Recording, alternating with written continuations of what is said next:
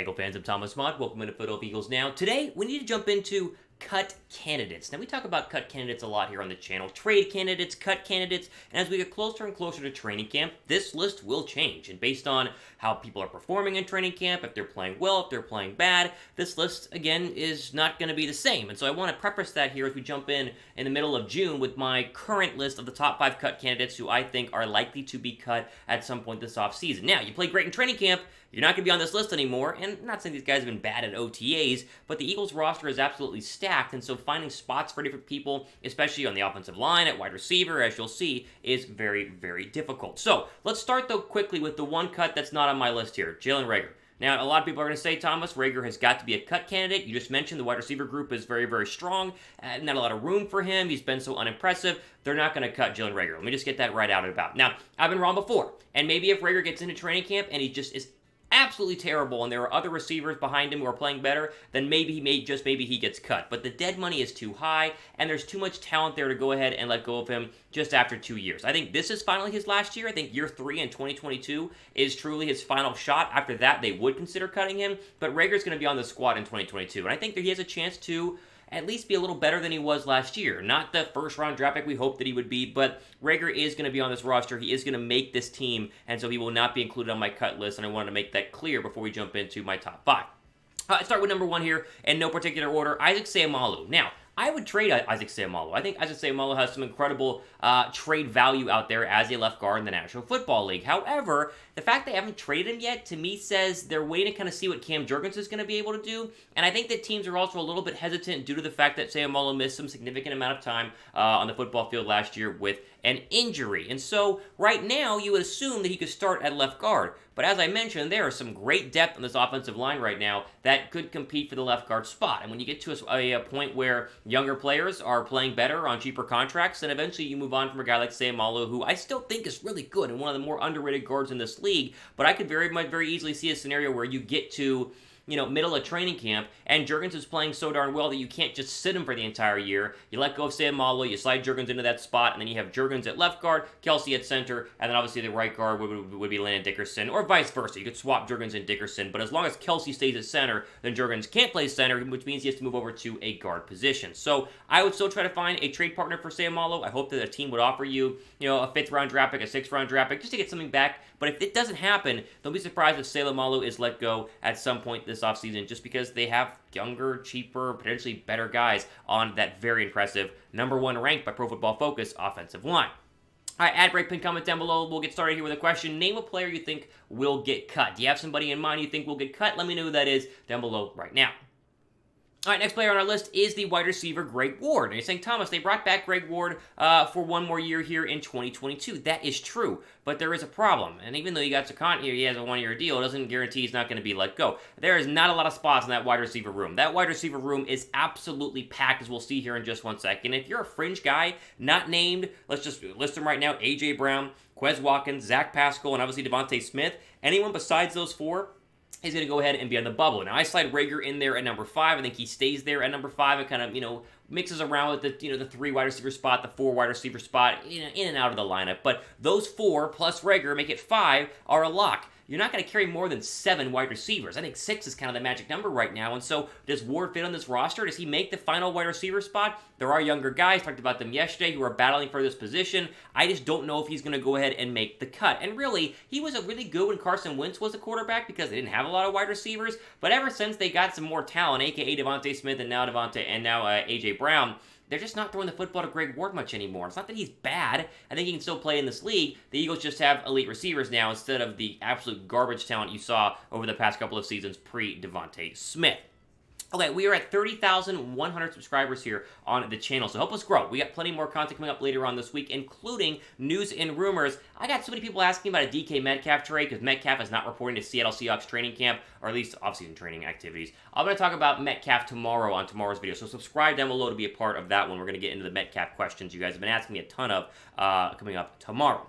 Okay, another player very similar to Greg Ward, undrafted free agent, Boston Scott, another cut candidate who I think is very much on the bubble of this running back depth chart. Now again, Much like Ward, they brought back Scott for another season, and so why would they cut him if they just gave him a one-year deal? Well, the running back depth chart is a little bit crowded, and I even really pictured there as guys like Kennedy Brooks, Jason Huntley, who are undrafted but performing well at OTAs. And so you can look at a scenario where, has Scott performed great the past couple of years? Yes. Could they very easily keep him? Sure. But what if Kennedy Brooks plays better on a much cheaper deal? What if Jason Huntley runs faster on a much cheaper deal? Then you go with the younger guys who are cheaper and have a little bit longer shelf life. Boston Scott has been in the league a lot longer than you think. I mean, you think back to a couple of years ago when he was just the undrafted free agent. He's been there the past, 3-4 seasons? Even though he was the most productive running back in terms of total touchdowns last year, mainly due to the fact that they ran him a lot at the goal line, and Howard was injured, and obviously Sanders was injured. I still think that he can make the roster, but what happens if Jason Huntley plays better than him in training camp? They're not going to let go of Jason Huntley. They're going to keep him, and the same goes for a guy like Kennedy Brooks out of Oklahoma. So, much like the other three on this list, again, these are kind of hot take guys. There's a chance for them to make the roster, but these are definitely people who are on the bubble, who you might not have thought would be on the bubble at this point last year. Should the Eagles keep or cut Boston Scott? Let me know what you guys think down below right now. Type C down below for cut, or type K down below for keep. While you're down there, AJ Brown jerseys, they are still up and still on sale right now at chatsports.com/AJ Brown. Pick up the newest Eagle, the best wide receiver Philadelphia's had in a long time. Rep his jersey at your next Eagle game coming up here in the 2022 season. All the different sizes, all different colors, white, black, midnight green. As usual, go ahead and go down below to the link, chatsports.com/AJ Brown. This is the legit stuff. This is not the overseas knockoff with the bad stitching and the wrong coloring and the bad spelling. This is the legit, absolutely real stuff. Same place I got my DeVonta Smith jersey that's hanging up behind you guys right now. So go down below, pick up your AJ Brown jersey right now. Okay, an easier cut candidate than the first three that I gave you, Le'Raven Clark, the offensive tackle.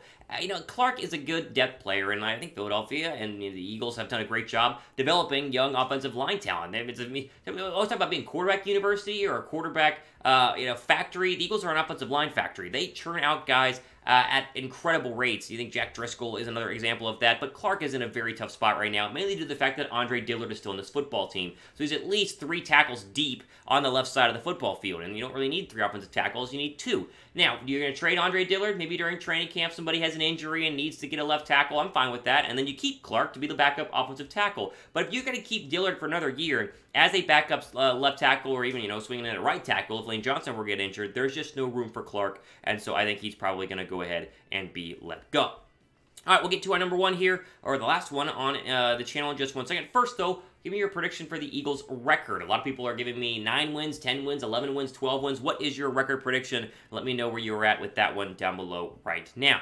And quickly here, on our main Chat Sports channel, the NBA draft is coming up, and we will be live for the entire NBA draft. The guys there at Chat Sports, youtube.com/ChatSportsTV. See who the Sixers are going to go ahead and take, because I'm sure you probably are a Sixer fan. Link will be down below in the description box. Just search Chat Sports in the YouTube search bar above me up here. Either way, we have great draft coverage, not just for the National Football League, for the NBA as well, and the guys at our Dallas headquarters will be doing that, so subscribe to our main channel. Over 300,000 strong over there. All right, the cut candidate you guys all been waiting for, Arcega Whiteside. He's had his chance, and he's trying to go ahead and make it as a tight end, and maybe he does. And honestly, if he plays great, you could see how he could make the tight end roster and be the backup to Dallas Goedert. However, I just feel like he's had his shot, and if he doesn't perform well, there's no need to go ahead and keep him. Now, they gave him 3+ years to go ahead and make this roster and stay on the roster as a second-round draft pick. Like I said with Reagor, they're going to give him another year, but Whiteside, I think, is at the end of his contract, obviously, and his potential just never really fulfilled into what we saw on the football field. His main competition is Tyree Jackson. Now, Jackson was very flashy at training camp last year, the former quarterback turned massive, very tall tight end. Problem is he suffered from back injuries last year, missed a lot of games, had some moments, a couple of catches here and there, but a lot of people are high on him, and so really it's going to be a Whiteside versus Tyree Jackson backup tight end battle, with the winner potentially making the roster and the loser most likely being cut, because you only, try the Tyree Jackson experiment or J.J. Whiteside experiment for so long. So there you go. There are my 5. Issac Seumalo, Greg Ward, Boston Scott, Le'Raven Clark, and J.J. Whiteside. As I mentioned, this will change, and this will change throughout the next couple of weeks and months, and we'll update it as it comes. If you are still watching today's video, comment Mott down below for a shout out, as we always give shout outs here on the channel. How about Cordell Clay for liking yesterday's video and commenting me. Shout out to Cordell Clay. You guys want to shout out in tomorrow's video, comment Mott down below for a shout out. Also hit the thumbs up button as well. You might as well while you're down there.